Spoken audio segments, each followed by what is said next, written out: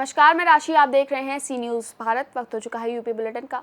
इस UP bulletin में बात करेंगे फर्रुखाबाद की, जहां स्वामी प्रसाद मौर्य बोले, पार्लियामेंट में जाति पूछकर राहुल गांधी का बनाया गया मजाक। अगली खबर जौनपुर से है, जहां शाहगंज में विश्व हिंदू परिषद का स्थापना दिवस समारोह भव्यता रूप से हुआ संपन्न। इन तमाम खबरों पर करेंगे विस्तार से चर्चा। विपक्ष द्वारा जातिगत जनगणना की बात की जा रही है और संसद में राहुल गांधी के जाति पूछने पर विपक्ष भड़क गया है। वह कोई रंगई बुदई परिवार के नहीं हैं, वह राजीव गांधी परिवार के आते हैं, इसलिए जाति पूछना पार्लियामेंट में राहुल गांधी की मजाक उड़ाना है। लोगों की सोच थी, जिसकी जाति पहले से लिखी पड़ी है, उसकी जाति पूछने का औचित्य क्या है। उक्त बातें स्वामी प्रसाद मौर्य, राष्ट्रीय अध्यक्ष राष्ट्रीय समाज पार्टी व कैबिनेट मंत्री ने कही। उन्होंने और क्या कुछ कहा, आइए आपको सुनवाते हैं। मैं उत्तर प्रदेश सरकार से इस बात की मांग करता हूं कि चूंकि घटना हत्या की है, हत्या कर लाश को पेड़ पे टांगी गई है, इसलिए प्रत्येक पीड़ित परिवार को 20-20 लाख रुपए की आर्थिक सहायता दिए जाने की मैं मांग भी करता हूं। इसी के साथ ही इस घटना का पूरा चरित्र 2014 में बदायूं के कटरा सादतगंज में घटी हुई घटना से बिल्कुल तालमेल खाती है। जिस प्रकार से बदायूं में कटरा सादतगंज की घटना में एक आम के पेड़ पर 2 लड़कियों की लाश मिली थी, जिसका बाद में खुलासा भी हुआ था कि सामूहिक बलात्कार करके हत्या कर लाशों को पेड़ पर टांगा गया था, उसी प्रकार से ये भी लाशें टांगी गई हैं। ये आत्महत्या नहीं है, हत्या है, क्योंकि शाम को गांव में आयोजित कृष्ण जन्माष्टमी का जन्मोत्सव कार्यक्रम में दोनों लड़कियां गई थी। पूरे गांव के लोग वापस आ गए, वहीं से 2 लड़कियां गायब हुई, सुबह तक नहीं आई। खोजबीन में पता लगा कि आम के पेड़ पर 2 लड़कियों की लाश पाई गई। आत्महत्या करना होता तो एक लड़की के घर में तो कोई रहता ही नहीं, उसका पिता रहता है, वो शाम सुबह अपने कामकाज से ज्यादातर बाहर रहता है, उसका पूरा घर खाली रहता है। आत्महत्या करना होता अपने घर में कर लेती। दूसरी चीज, एक ही दुपट्टे में 2 लड़कियां आपस में आत्महत्या कर ही नहीं सकती। और इसमें भी जो लड़की बड़ी थी, जिसका वजन ज्यादा था, उसकी लाश ऊपर थी एक ही दुपट्टे में। छोटी लड़की, हल्की लड़की की लाश नीचे थी। जब अगर स्वयं की होती तो बड़ी लड़की की लाश नीचे होती, छोटी लड़की की लाश ऊपर होती, लेकिन यहां ठीक उल्टा है। इसका मतलब है ये हत्या करके लाश को पेड़ पे टांगने की घटना है। इसलिए मैं भी सरकार से अपेक्षा करता हूं कि इस घटना की निष्पक्ष जांच कराए, और यदि सरकार इस पे पर्दा डालने की कोशिश करेगी तो स्वाभाविक रूप से ये एक बड़ा आंदोलन का रूप ले सकता है। जिस तरीके से जातिगत जनगणना की पूरा विपक्ष बात करता है, लेकिन राहुल गांधी की जात पूछी जाने पर पूरा विपक्ष भड़कता है। तो जातिगत जनगणना की बात है, जात बताने में धर्म किस बात की? पहली बात तो ये कि राहुल जी किस जात के सब जानते हैं। वो रंगई बुधई परिवार के नहीं है, राजीव गांधी परिवार के। तो इसलिए जात पूछना ये केवल पार्लियामेंट में राहुल का मजाक बनाने की लोगों की सोच थी। जिसकी जात पहले से लिखी पड़ी है, उसकी जात पूछने का औचित्य क्या? एक चीज। दूसरी चीज, आज यह जो उपेक्षित है समाज, जिसके हकों पर डकैती डाली जा रही है, आरक्षण पर डकैती डाली जा रही है, भारी संख्या होने के बावजूद भी संख्या के मुताबिक उनको आज सम्मान नहीं मिल रहा है। ऐसे लोगों की मांग है कि जाति जनगणना करा ली जाए और सभी जातियों की जनगणना करा ली जाए, किसी एक दो जाति की नहीं, जितनी भी जातियां हैं सबकी जनगणना करा ली जाए और जाति के सापेक्ष उनके अनुपात में सबको भागीदारी देने का व्यवस्था किया जाए। इसलिए जाति जनगणना महत्वपूर्ण है।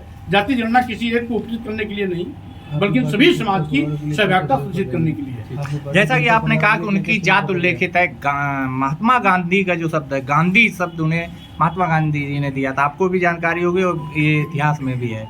लेकिन उनकी ओरिजिनल जात खुल के नहीं आ रही कि वो ठाकुर है, ब्राह्मण है, बनिया है, क्रिश्चियन है, मुसलमान है, क्या है। अगर आप देखेंगे तो आधार कार्ड में और सारे डिटेल जो मतदाता सूची में सब कहीं न कहीं इंगित रहता है। आप अगर चाहेंगे तो मिल जाएगा। तो फिर जाति जनगणना जरूरत है क्या? जातिवार जनगणना भागीदारी के लिए आवश्यक है। अच्छा, जातिवार जनगणना सबकी सहभागिता हो, सबकी भागीदारी हो, इसलिए आवश्यक है। Thank you. फर्रुखाबाद से सी न्यूज संवाददाता आदेश शर्मा की रिपोर्ट।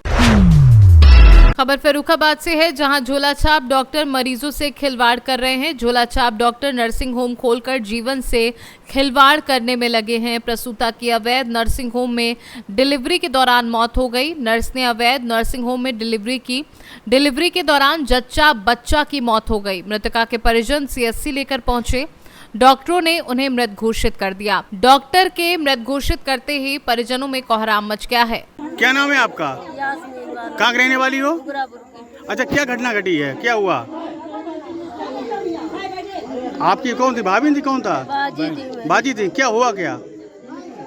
अल्ट्रासाउंड कराने जा रही थी। हाँ। उन रजीपुर अस्पताल में कहीं दिखाए ले, उन दिखाए तो उनने कहीं बच्चा ही नहीं, ऐसे ही मुझे अल्ट्रासाउंड ना करा हो जाए, उन भर्ती करो, उसके बाद पहले फोन करो, फिर भर्ती करो, पैसा जमा कराए ले। कितने जमा कराए? पहले 5,000 जमा कराए, बाकी बाद में 7,500 रुपया ले। कितने? 7,500। 7,500 रुपए लिए। अच्छा, कौन से अस्पताल में ले गई थी आप? गुंजन मिश्रा। गुंजन मिश्रा हॉस्पिटल है, वहाँ ले गई थी। फिर वहाँ क्या हुआ? उन बच्चा पैदा वो मरो ही पैदा वो। और आपकी बाजी बाजी ने एक सही थी, उसके बाद में आगी लगी पेट में कह रही थी, वो भी एक्सपायर हो गई। हाँ। तो फिर आपने उनसे नहीं कहा? अस्पताल वालों ने क्या कही वो दिया? लोग भाग गए ताला लगा के। ताला लगा के भाग गए। फिर आप कहाँ ले गए? अस्पताल गई थी आप लेके? कहीं ना, हम तो बच्चे घरे ले आए थे, मरे हुए बच्चा को। तो दोनों एक्सपायर हो गए। भैया क्या नाम है आपका? जाउद्दीन। कहाँ रहते हो आप? मैं यहाँ अच्छा, आपकी बीवी एक्सपायर हो गई, बच्चा इस पर क्या मामला है पूरा? बच्चे होने वाला था, उनने एडमिट किया, कुछ हमें बताया भी नहीं कि छुट्टी होगी या नहीं, कि मतलब मैं ऐसे ही कि मतलब कुछ आगे बताते कि हमें मतलब कोई दिक्कत है तो हम अपने आगे लेके जाते, उन्होंने कुछ बताया ही नहीं है। कहाँ लेके गए थे आप? जो टंकी के आगे जो कौन सा तुम्हारा अस्पताल, गुंजन हॉस्पिटल। गुंजन हॉस्पिटल। तो कौन डॉक्टर है वहाँ पे? नर्स है। गुंजन नाम है, सुनील शर्मा। सुनील शर्मा जी कौन है? डॉक्टर हैं? डॉक्टर वाइफ है। अच्छा, ऑपरेशन किसने किया?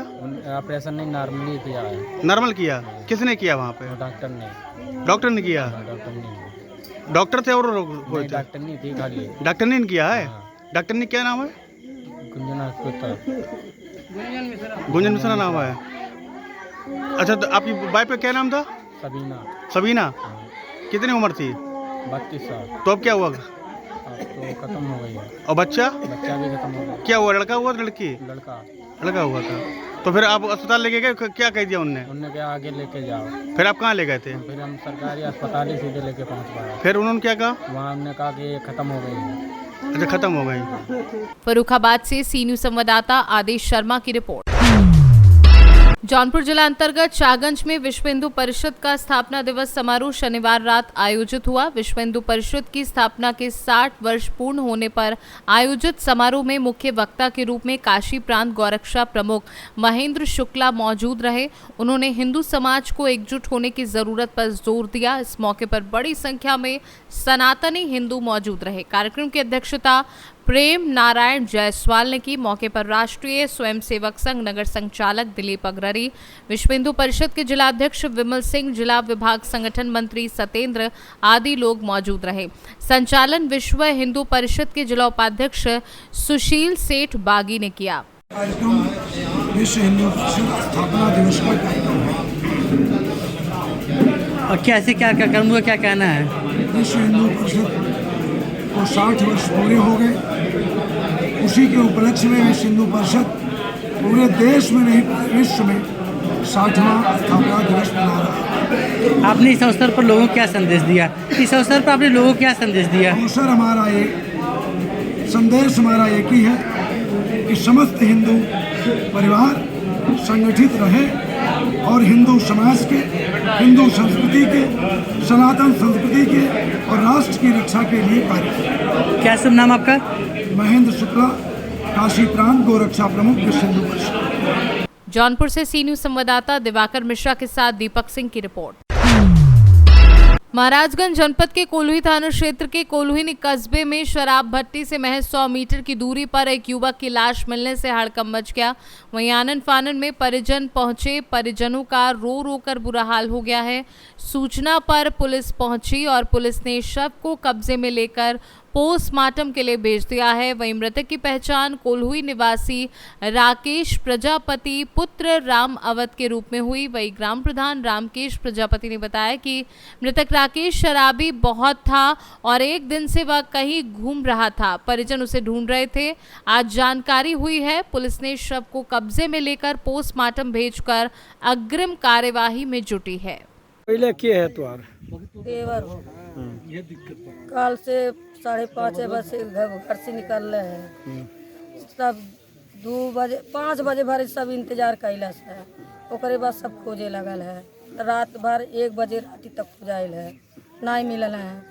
तब कहा फिर सवेरे 5:30 बजे फिर सब डरिया गए है। तब और लोग हार गए और हार गए, हम ऐसे अली है तही अली है तही पौली है।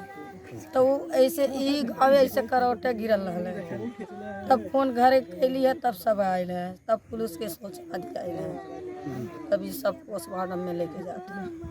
शराब पियता है? हाँ, शराब रोज पियाता है। जब काम करता है साहब शराब पियाता है, ना पैसा रहता नहीं पियाता है। और की बा इनके घर में परिवार बच्चे? उनके औरत उनका है, अम्मा है, दादा है, भाई है और उनके भाई लड़के हैं। बच्चे इनके? बच्चे ना हैं। कितना दिन में शादी हुई? वह भाई 15 साल भाई। क्या नाम है इनका? राकेश।